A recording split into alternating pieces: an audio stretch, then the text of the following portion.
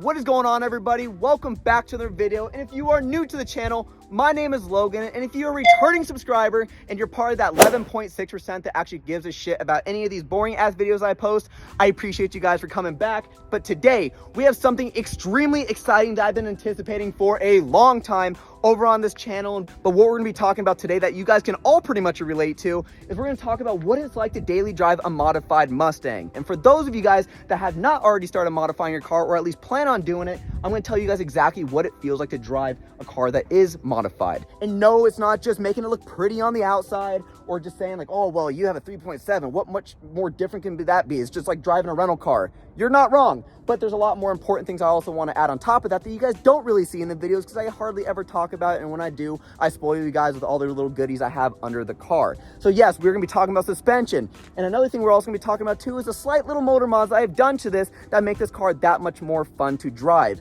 And yes, this can mean differently when you have a 5.0 or a 3.7, but they are similar on the same platform. But other than that, let's get into the car and let's start driving it. And I'm going to show you guys exactly and tell you guys exactly what it's like to drive a modified Mustang. You got the Recaro seats, which aren't really Recaros. They're like pretty much fake Recaros. We also have the Alcantara steering wheel. That's not really Alcantara. It's just pretty much broken down, ripped up Alcantara that I got off eBay. We have the pedal commander. We have the carbon fiber. We have all these little nice little gadgets throughout the interior of the car that make it so much more comfortable to drive this thing each and every single day. And so one of the very first things you probably noticed when I showed you guys the interior of this car, you guys are probably like, damn, bro, you drive an automatic.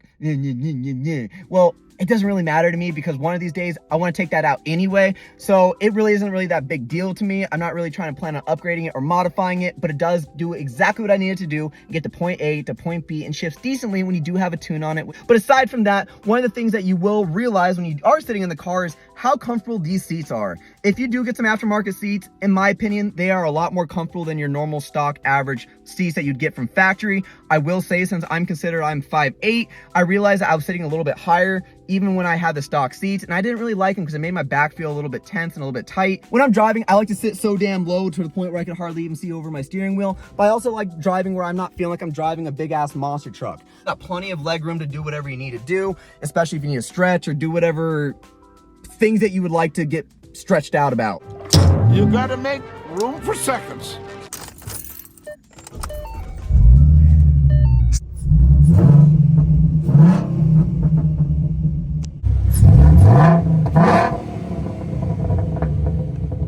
I am that guy. Let's buckle up and let's start driving. Ooh, I don't want to go over the curb. So some of the things that you will notice when driving a modified Mustang is it does make its fair share of noises. It makes a lot of clunking and clinging and all these little different things, but it's not affecting the performance of the car whatsoever from what I have realized. This car drives phenomenal. I think it feels absolutely amazing and great. One thing I don't really like about it is, yes, it does make its noises, but it's really tolerable considering if you just turn up the radio or if you just pound on the gas. But I do want to list some of the suspension components I do have on this car that I use to daily drive each and every single day, obviously, because I'm not going to just take them off and put them back on whenever I decide to daily drive the car. We have an RTR front SwayBar, a pretty fat, big, beefy boy. We also have a rear Strut SwayBar with the fat end links, the UMI rear lower control arms, which made a huge difference over on the car. And I was at one point when I was driving this car when it was all stock, thinking I didn't really need any suspension components or modifications. But let me just say though, when I did upgrade that one, it really changed the car drastically. We also have a BMR rear Panhard bar brace, and we also have a UMI Panhard bar adjustable thing. We also have an AMR front brace that you don't really see on the car. It's right behind the oil pan and also right behind the transmission, kind of where I'm sitting, but in the middle of the car. And also, as you guys can see on the outside of the car, if you guys have been following the channel, and if not, I'm going to pop up a video or a photo right here. We also have some Raceland Coilovers on the car that are lowered 1.5 inches in the front and also 2.5 inches in the rear. Oh, shit. This car drives very well. It handles super great. It feels amazing. I love driving this thing. The only downside though about driving it is, yes, when you do go over speed bumps or you go over some rough roads, it can be a little tight and it makes a lot of bumping. It feels like you're just kind of riding on a brick road with a wagon, pretty much is the best way I can describe it. But overall, this car rides on rails. It feels like a roller coaster. It really sticks and plants exactly where I'd like it. And one other really important thing I would like to mention if you do end up upgrading suspension on the car is to make sure that you upgrade the tires as well. Because without a proper set of tires, you're end up slipping and sliding all around the road. A lot of people out there want to upgrade the power on the car. A lot of people want to be able to go fast. They want to be able to feel you be pushed back in your seat. But let me just say, when you upgrade that suspension, you're just preparing yourself later on to not only replace parts that were going to fail later, but also at the same time too, if you plan on putting extra power in your car, you're going to be able to have something that's going to handle it that much better compared to stock. Now, the other question a lot of you guys might already have as well, you might be questioning, what are the other performance mods you have over on your car? And I feel like this car does produce a lot of power and it is very reliable. It's a very strong motor from what I've experienced. Yes, I've had my hiccups with it here and there in the past, but from the little modifications I have done, I feel like it makes that car that much more fun. And some of the things I've also added on the car is we also added a HPS cold air intake, we have a K&N filter, we have a throttle body spacer that I ended up buying off eBay. Yes, there are some parts you can buy off eBay and they actually work. From my experience, oh, there's a fire truck. I almost thought I was getting pulled over for a second. Okay, just don't get hit. 1 minute, 37 seconds later.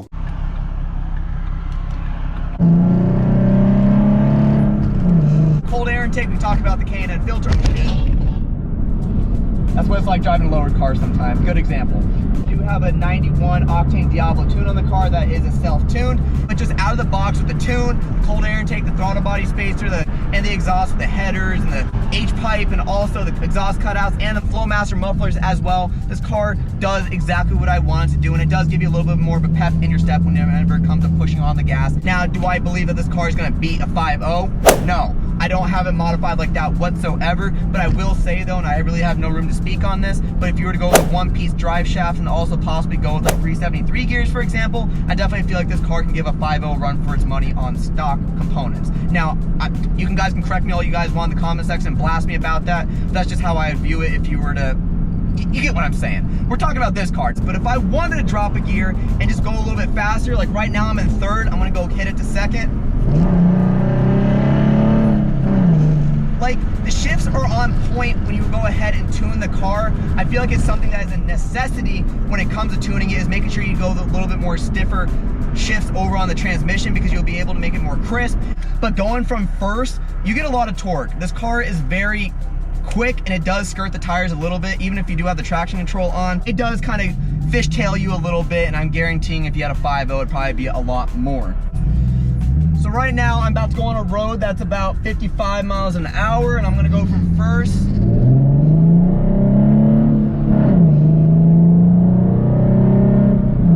So I don't know if you guys can hear it or not, but the shifts do sound crisp. They don't sound like they're lagging, and they don't sound like they're like falling behind. It sounds like it does exactly what I need it to, exactly when I want it to. So when I am clicking that button, it's not lagging at all.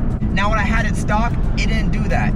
So I think that tune is a necessity when it comes to modifying your car if you want to get a little bit more power out of it. And having that cold air intake, you can argue, yes, it does give you horsepower. No, it doesn't. How I like to look at it though is if you have a stock intake box and you also have an aftermarket cold air intake and they're doing the exact same thing just about, are you really getting the best bang for your buck when it comes to getting, what, noise?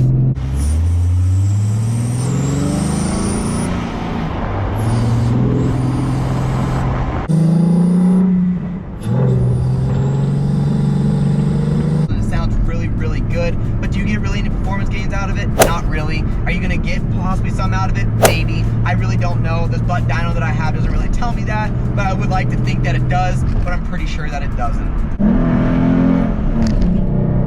I will say though, if you do plan on modifying your Mustang, I think that you should definitely go out for suspension components as we talked about earlier, because the car still drives smooth. I'm not really sacrificing anything on this car where I'm like, damn, now I'm hitting speed bumps. I'm not gonna be able to control the car too well. I feel like it just rattles and shakes and that. Shit. Over the curb.